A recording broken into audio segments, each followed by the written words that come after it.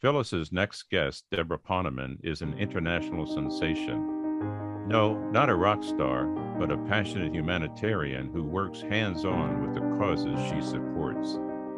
She is a celebrated and award-winning success expert and is a dedicated teacher helping people to improve the quality of their lives.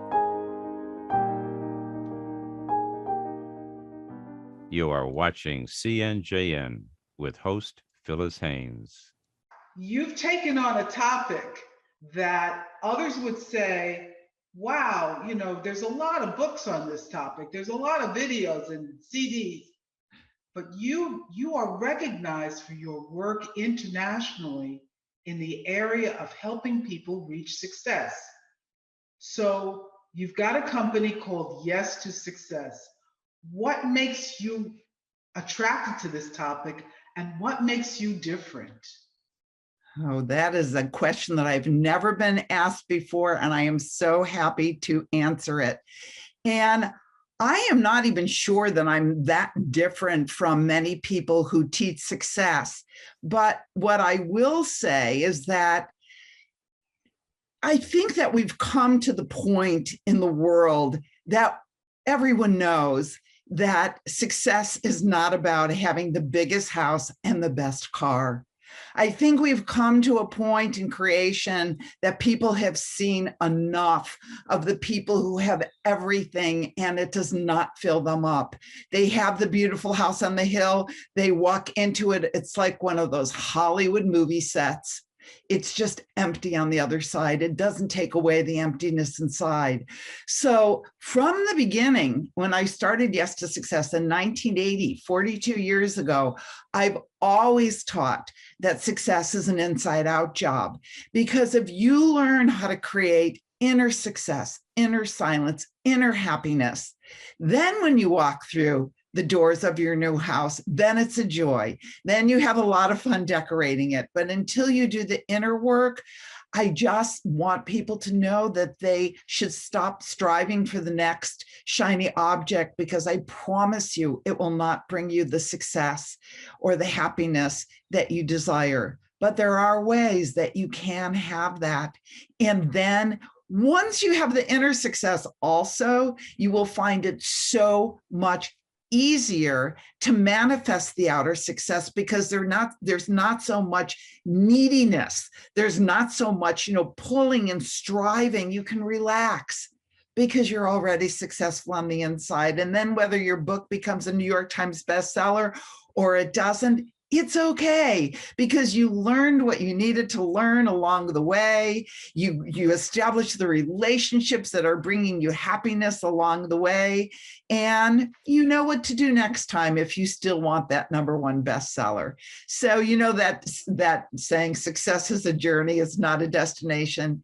It really is a journey. And it's really important to enjoy that journey, because the truth is, you don't know if you're going to wake up tomorrow morning. So you don't know if you're ever going to reach that goal. So you might as well enjoy every day. Well, that ends our interview right now. That's good. That's all we need. No, seriously though, it sounds to me from your answer that the journey for inner success is much more challenging than the journey for the outer success. That in some ways it requires more work. And one other thing just about that, you've worked internationally. So how does your message read on this point where so many people are hungry for the American dream? Yeah, well, I'll tell you something. I'll just share a couple I would say they're not rules, but suggestions as to how everybody can create success. Because my story is, and I'll give you the Cliff Notes version, I became a teacher of transcendental meditation, and I taught TM throughout the decade of the 70s, and I was an administrator at Maharishi International University. And when I wasn't working for the TM movement, I was with Maharishi, just studying how to create inner silence and teaching meditation to thousands. But at the end of the decade of the 70s, I came to the conclusion that woman does not live by mantra alone. And I needed to make, have things that grownups have. I was pushing the big 3-0 and I thought, I better get some health insurance. I better get some car insurance, or at least a car to insure. So I thought to myself, okay, how do people make a lot of money? Because I wanted to make a lot of money fast and go back to teaching meditation. And I thought, you know what they do? They move to LA and they sell investments. And because, in the movies, it looked like everybody in LA was wealthy. So I was living in a meditation community in Fairfield, Iowa. I moved to LA. I started selling investments. I was pretty much a dismal failure. In other words, although there's no such thing as failure, it's just learning ways not to do it next time. But I didn't sell one investment except to my father, who felt sorry for me. However, that expression, we make plans and God laughs. Well, God had a big yuck over me thinking I was going to make a lot of money moving to LA. And the creator, the God of your understanding, had different plans for me. One night I'm in LA, somebody invites me to an event at the Learning Annex, and the guy was talking about the law of attraction. I'd never heard this before. It was 1980, decades before The Secret made this kind of a household concept. And he was saying that we are like tuning forks, and however we vibrate, a tuning fork that's vibrating at an F sharp cannot attract to itself a B flat. It repels the B flat. Can only attract an F sharp. And he said, if we are vibrating with poverty thoughts, if we are vibrating with, I'll never be successful, my parents weren't successful, those people in Beverly Hills are all crooks, all of these things that people say about wealth and outer success, you will never vibrate it to yourself. Even you want a soulmate, but you say, oh, I'm too old, nobody wants me, I've been divorced so many times, I'm a loser, I'm not good at relationships. You're repelling. That's what you're vibrating. You're repelling any glorious relationship that wants to be attracted to you. You're the F sharp, it's the B flat. So what you want to do is you want to start talking about the glorious life that is ahead for you, the wonderful relationship that is ahead for you, the financial abundance that is ahead for you. So I go to this presentation at the Learning Annex, and every cell in my body is vibrating, and I realize that's why I came to LA. I'm going to teach what this guy is teaching. And what I did is I started studying the great masters of success and prosperity, like Napoleon Hill and Florence Scovel Shinn and Wallace Wattles. And I put together, I called the company Yes to Success. And I used 3 principles that allowed me to become pretty much successful overnight. One is, I learned these from the great masters. One is, an idea comes to you because it needs to be manifested through you. That the God of your understanding needs something manifested on the planet at this time, whispers that idea in your ear. That's why we all have different ideas, right? You have the idea to do this show. I have the idea to teach success. Somebody else has the idea to become a chiropractor. Somebody else to grow orchids and write a book on it. So the God of your understanding needs that manifested on the planet at the time, kind of looks down to see a worthy vehicle who will go ahead and take the steps to bring it into reality. And that's why we have ideas, because they're needed at that time. And so many of your listeners, I'm sure, have had the experience of having an incredible idea, not taking steps to manifest it. A few years later, somebody else did. And they became millionaires, or they became famous, or they became household names with your idea. So number one, an idea comes to you because it's yours and it needs to be manifested. And then the second is, what is sacred needs to be kept secret. And that means that when you have an idea, don't go around telling everybody what you're going to do. Not because I think they're going to steal your idea. I don't believe that.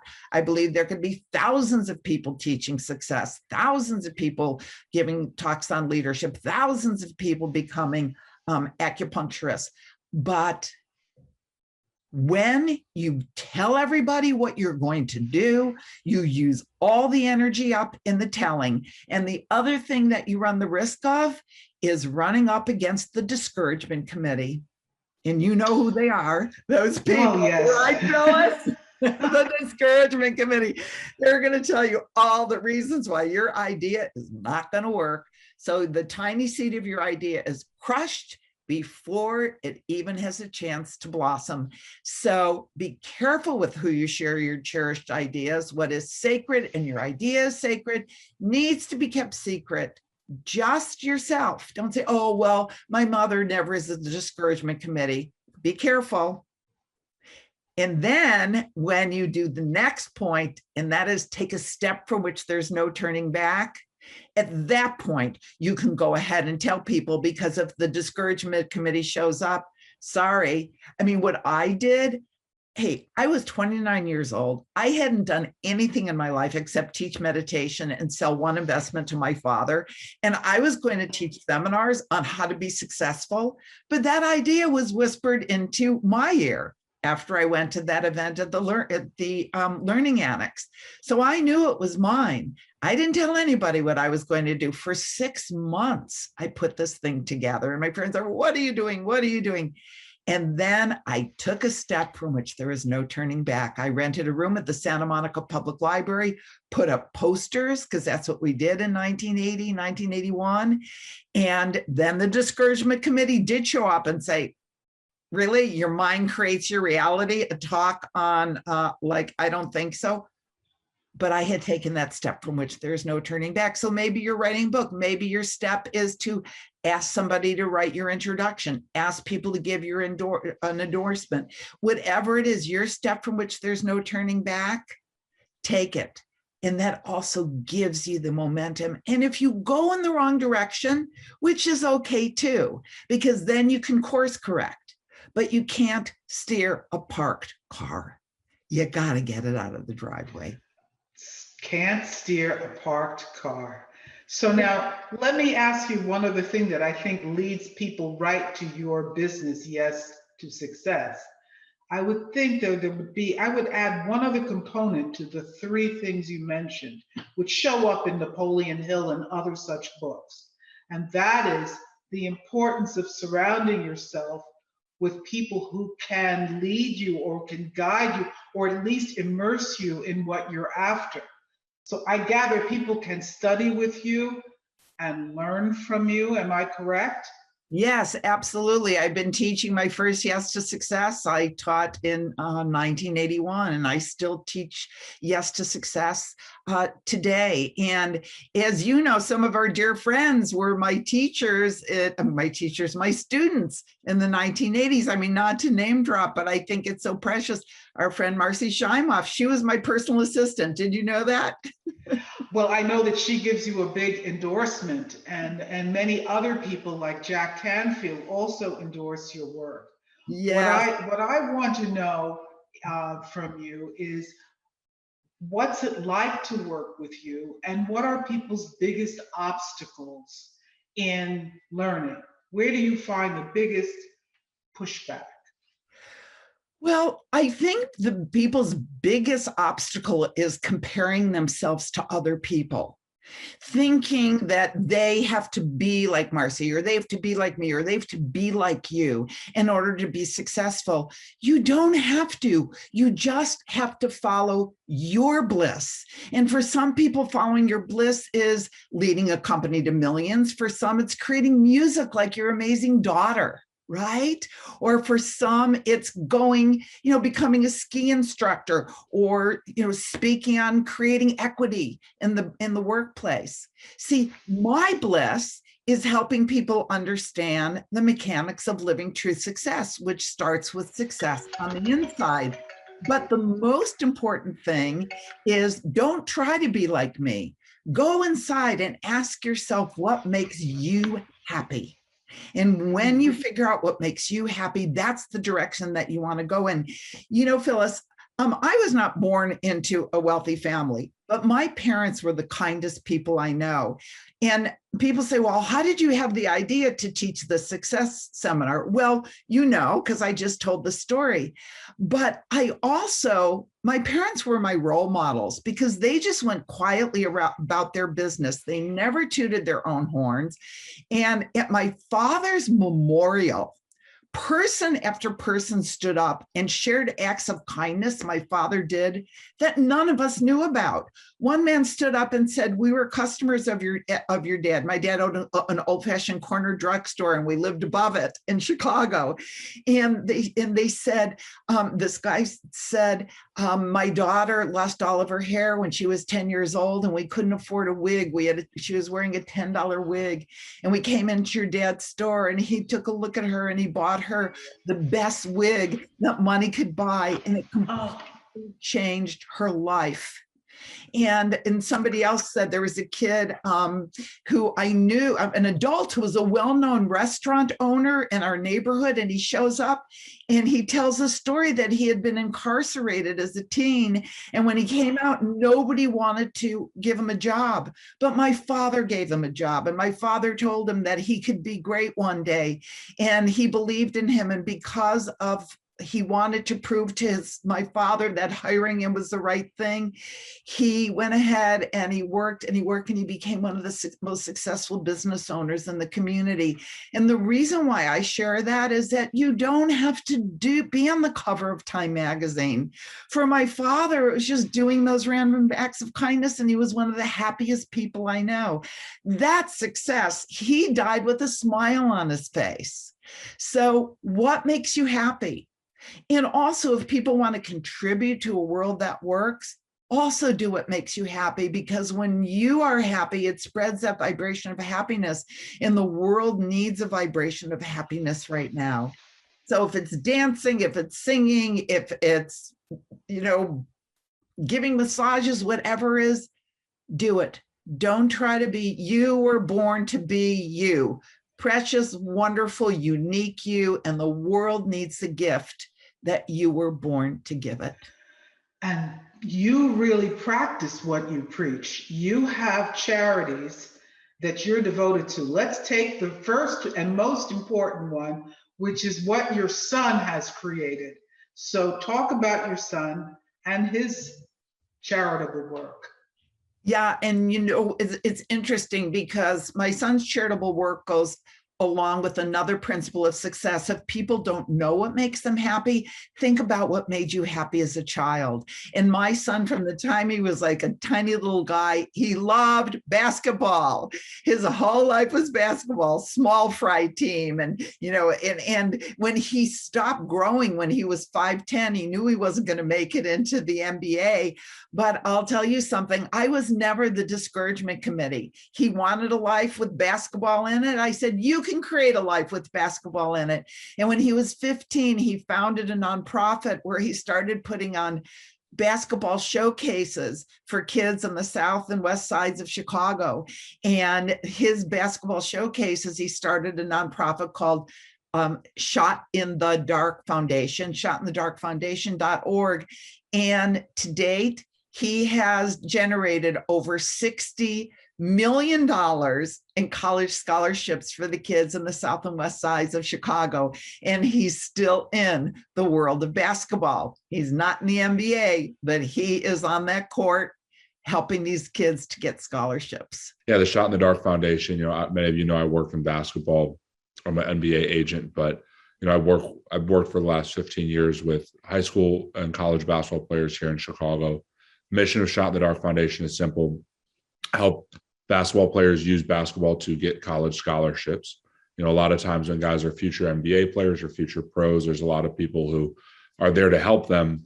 But then when guys just need a scholarship to guys or girls to a junior college or a Division III school or a small college, they don't have any resources, no one to help them apply or connect them to the school or get them exposure or tell college coaches about them. So we conceived this 15 years ago.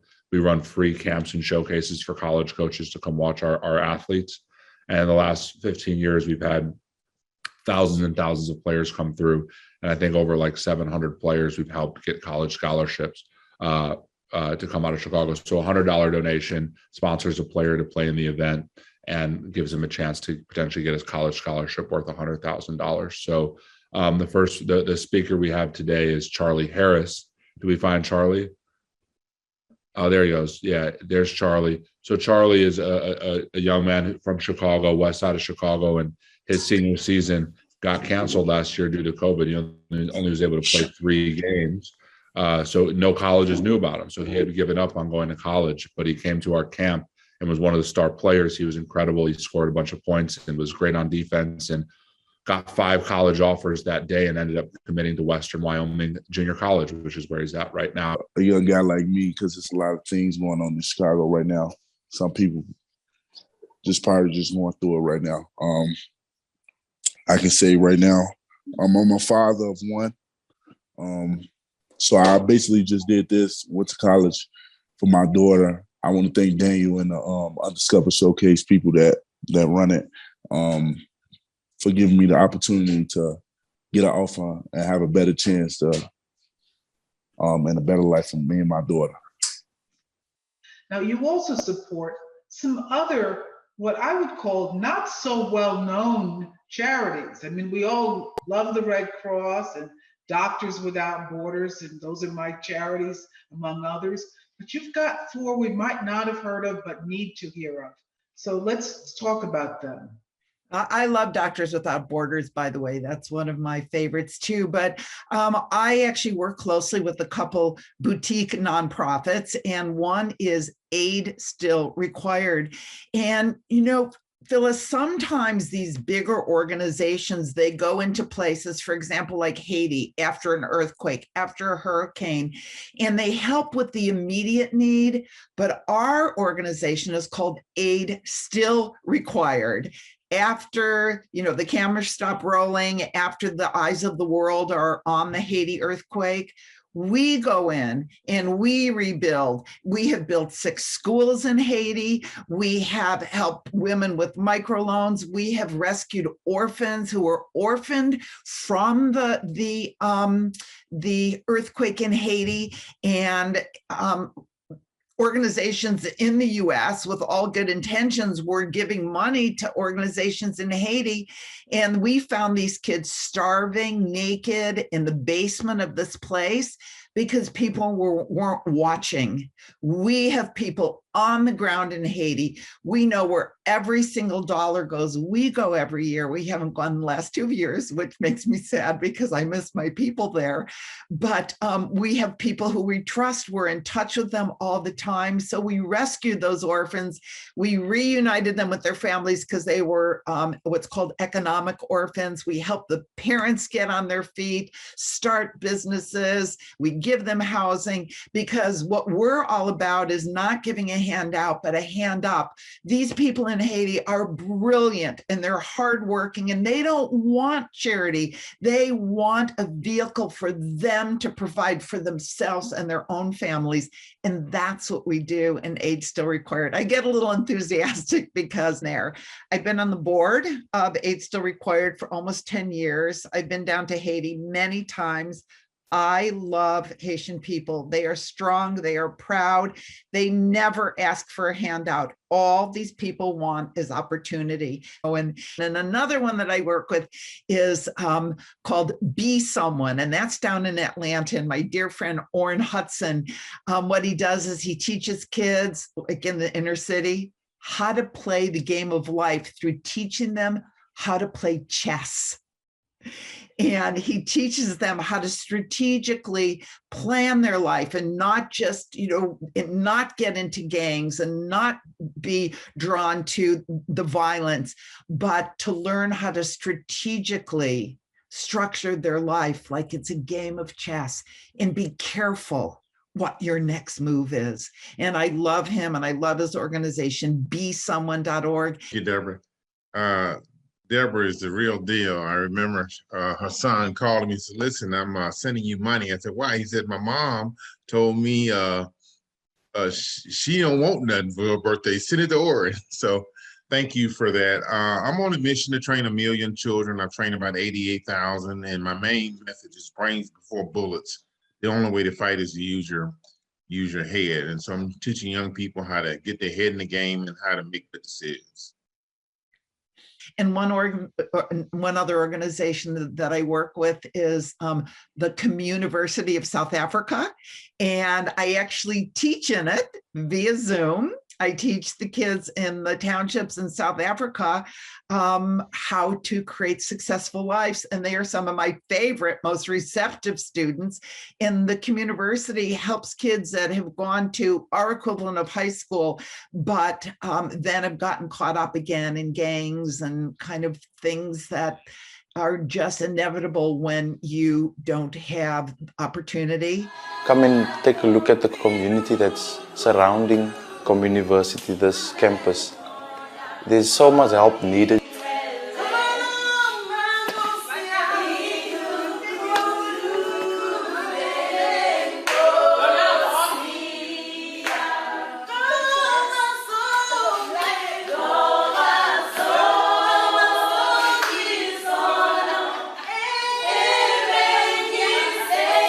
I think that Communiversity is the first campus that actually made a change. But it gives these kids the opportunity to prepare so that they can go on to college and they can have a good life. And like I say, yes to success is part of that. I have gone there. I'm going to interrupt you now, because I think anybody listening to you would say, okay, she must be a nun now. She must not have a normal life. So what's your secret to keeping your life together and doing all of these things that you do? What's your secret? My secret is don't waste time. Time is so precious, and there's so much that needs to be done for the world right now. And again, here's the thing. I mean, for somebody, not everybody has to go and take on a zillion nonprofits, but what you do have to do at every moment are things that you can do to uplift the world. Like, for example, treat everybody as the most important person in the world. Okay. Sometimes what we do is we have somebody standing in front of us, or we're speaking to somebody and pouring out our heart, and they're looking around the room to see if there's somebody more important. Don't ever do that to anybody, because the person standing in front of you is a piece of God on earth. And when you treat them with love, when you treat them with respect, when you listen to them, you don't know who they are. My kid's babysitter now owns one of the largest and most successful event production companies in the country. Who do you think she calls on to be speakers? I mean, Mary Kay is one of her clients. APEC is one of her clients. Audi is one of her clients. Geico, right? Did I know? She was just a babysitter, but I treated her as the most important person in the world because she Okay, but I'm going to ask you again, because you did. It's a brilliant answer. How do you treat yourself as the most important person in the world? Well, as you may or may not know, I also am a meditation teacher in my spare time, and I do teach meditation. I do a long meditation program every day, at least an hour. I eat incredibly healthfully, because you need to not eat junky foods if you want the rest and you want the vitality.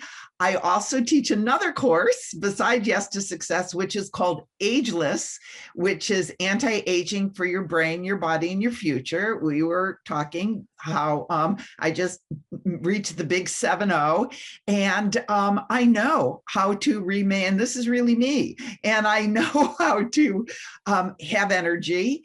And by teaching people the same things that I teach in Ageless, you can use at any age to have health, to have vitality, give yourself good sleep. It matters what time you go to sleep. Go to bed early, like 10 o'clock, because that's peak HGH, human growth hormone production hours.